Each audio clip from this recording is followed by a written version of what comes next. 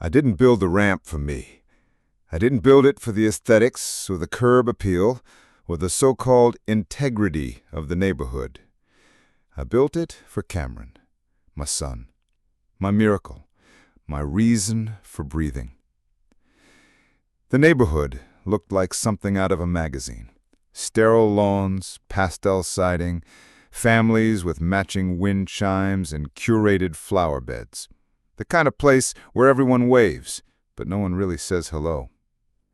When I bought the house on Willow Trace, I thought maybe, just maybe, peace had finally found me after 2 decades of war zones, folded flags, and the heavy quiet that hangs in veterans' homes like invisible curtains. We moved in April. The scent of fresh-cut grass and barbecue smoke mixed with pollen in the air. Cameron had just finished another painful round of spinal surgery. He was 15, bright as the sun and twice as warm. But his legs would never walk again. He never complained. I did. Every night when the door was closed and he couldn't hear me, I cried like a broken man. He deserved better. He deserved everything. So, I built him the ramp. It was simple, sturdy, sanded smooth, stained rich brown with black side rails. I didn't cut corners. I didn't break code. I knew because I built bridges in Iraq, the kind soldiers counted on when everything else around them was falling apart. The day after I finished it, he wheeled down it on his own. First time I'd seen him do that without help. He looked up at me with those fire-colored eyes and said, "Looks like you still got it, old man." I laughed for the first time in months, and for one afternoon, nothing hurt. Then, the letter came. From the HOA. Unapproved structural modification. Violation 4A. Failure to submit alteration request for external changes to property. It was signed by Karen Whitmore, president of the Willow Trace HOA, typed in that sterile font they use when they're trying to make injustice look civilized. I didn't respond. I assumed, hoped, it was a formality. But she didn't like being ignored. That same Friday, as I was helping Cam into the car for physical therapy, she strutted up the driveway like she owned the concrete beneath her sandals. White linen pants, pink blouse tucked tight, clipboard underarm, mouth curled into a smile that didn't reach her eyes. "I assume you received our notice," she said, tapping the wood of the ramp with her pen like it might collapse at her touch. "This wasn't approved by the board." I looked at her. Really looked. Noticed how she talked over Cameron like he was invisible, how she carried herself like she was auditioning for a role she'd already cast herself in, queen of the neighborhood. "My son needs this ramp to access the home. I built it to code." "That's not the point," she said, still smiling. "All modifications must go through the HOA Design Committee. We have standards, Mr. Freeman. Neighborhood consistency. If everyone just did what they wanted, it'd be chaos." I took a slow breath. "My son is paralyzed. He needs access. Are you denying him that?" She bristled. "No one's denying him anything, but you should have followed the process. Now, we're going to need you to remove it." Cameron looked at her, then back at me. His knuckles were white against the wheels of his chair. "She wants us to rip it out?" he asked, voice cracking. "No," I said, eyes locked on hers. "She wants a fight." That night, I submitted an appeal. Attached photos, blueprints, even a letter from the city inspector confirming I followed ADA guidelines and zoning codes. Her response came swift. Denied. The next day, A $200 fine appeared in my mailbox. The day after that, another. Then a warning. Failure to comply would result in legal action, liens, and possible eviction. I started collecting her letters like they were wartime intel. Cameron kept quiet, but I saw how he stopped wheeling himself outside, stopped asking to use the ramp. The shame stitched into his silence gutted me. "You didn't do anything wrong," I told him one night, brushing the hair back from his forehead. "This isn't about you." "Yeah," he whispered, "but it feels like it is." By week 3, they placed an official sign on our lawn, "Violation under review by HOA compliance." Neighbors began to stare, some looked away. A few offered nods that felt more like pity than support. No one stood beside us. Then it got worse. One morning I woke up to find the ramp spray-painted red with the words, "Go back to the projects." I stood there, staring at the message, fists clenched, heart in freefall. Cameron rolled up behind me, saw the words, and didn't say anything. He just turned and wheeled himself back inside. I called the police. They took a report. Nothing came of it.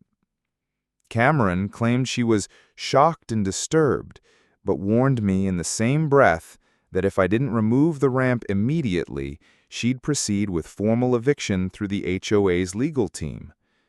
I didn't sleep that night.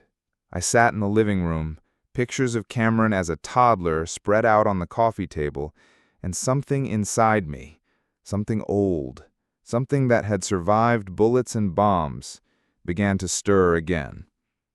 This wasn't about a ramp. It was about power, about control, about a woman who thought my son's existence was unsightly. 2 days later, Cameron collapsed in the bathroom. A blood clot. Complication from the surgery. The ambulance came too slow. The hospital tried everything. But my boy died that night. 15 years old. Gone. He never got to enjoy the summer and his swing, never got to laugh with the kids across the street, never got to feel normal in a neighborhood that never wanted him here to begin with. They gave me a folded flag. I didn't want it. What I wanted was something deeper. Not revenge, justice. Real, painful, unforgettable justice. And I was going to deliver it.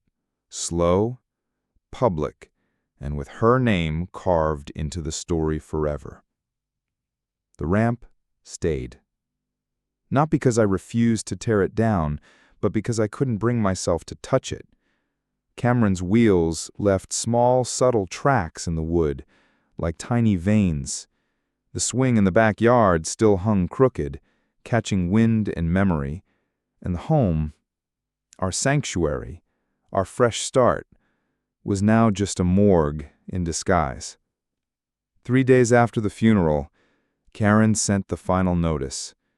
Failure to remove the unauthorized ramp has resulted in official eviction proceedings. Your compliance window has closed. No sorry for your loss. No, we're praying for you. No humanity. Just ink and steel. I didn't cry. Not then. I read the letter. Then I folded it once, carefully, and tucked it beside Cameron's hospital bracelet in a metal ammo box I kept from my deployment days. That night, I made a plan. The kind of plan that didn't involve shouting, or threats, or fists. No. This would be surgical. The first step, I called a friend. Colonel Maria Ellington, retired, decorated, and, conveniently, now head of the State Veterans Equity Commission. I explained the situation, sent photos, documents, police reports, even a voice message I had recorded when Karen threatened to bring the sheriff herself if necessary. Maria didn't just listen, She activated. Within 48 hours, a formal complaint was filed. Karen was informed by state officials that she was being investigated under the Disability Discrimination in Housing Act and Veterans Protection Ordinance 12B. Her first defense was typical. This isn't about race or disability, it's about maintaining neighborhood standards. But she'd already made mistakes, publicly stating in emails to board members that the ramp draws attention we don't need, that military types tend to bring chaos, and that we want a younger, fresher community image. You'd think someone who hides behind rules would know that HOA emails are subject to subpoena. I did. By the time Channel 6 News parked their van on Willow Trace, Karen's plastic smile had cracked wide open. I didn't speak to reporters at first. Let the headlines say enough. Black veteran faces eviction over son's handicap ramp. HOA president under fire for alleged discrimination. Boy dies before hearing. Father fights back with state support. I watched her unravel slowly. A camera caught her yelling at a neighbor who dared place a Justice for Cameron sign in their yard. That clip made it to the national evening news. Still, she pushed forward. The hearing date came, Wednesday, 9 a.m. in the HOA Community Center. I arrived early, wearing my dress blues. Medals lined my chest, each one weightier than the last. I carried no lawyer, just an envelope. Karen was already seated at the long table, flanked by 3 board members. Her usual confidence had curdled into a sweaty, twitching mess. The room was packed. Neighbors, veterans, students, press. I waited for the silence. Then I stepped forward. "I have no intention of appealing your decision," I said, placing the envelope down.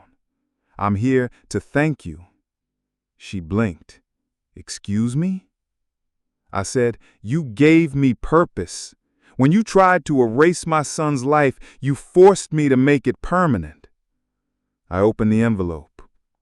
Inside, a notarized deed. To the land across from Willow Trace, the empty 3-acre lot near the elementary school, I've donated it to the city in my son's name. She narrowed her eyes. So, I said, construction starts next month on the Cameron Isaiah Freeman Veterans Playground and Accessibility Park. Gasps echoed through the room. The design? A ramped obstacle course inspired by real military training structures. Wheelchair-accessible swings, basketball courts, and a memorial wall for fallen children of veterans. A replica of the exact ramp I built, preserved in glass with a plaque that reads, "He never got to run again, but others will." I leaned forward, just enough for her to hear the next part over her rising heartbeat. "I've also secured state grant funding to audit discriminatory practices in homeowner associations statewide. The program will be named after Cameron." She stood, hands trembling. "This is harassment." "No," I said calmly. "This is legacy." I didn't need a vote. The crowd applauded without cue. The board members looked away, ashamed. But I wasn't finished. "I also recorded your voicemail, the one where you called my son a prop. That's been submitted with the civil suit, filed this morning. You receive your copy before lunch." By the end of the week, Karen Whitmore had resigned in disgrace. Her house listed quietly on Zillow the next month. No one cried when she moved. In her place, the neighborhood elected a new president, a young mother with a son in a wheelchair. Her first act? Amending the HOA bylaws to protect accessibility rights and veteran memorials permanently. The ramp? Still there, still sacred. Now painted bronze and lined with flowers. Neighbors come by to take photos with it. School kids leave notes at its base during Veterans Week. Every now and then, I sit on the swing and listen. Sometimes I hear wind. Sometimes I hear the echo of Cameron's laugh. Always, I hear peace. Because in the end, justice didn't come from rage or violence.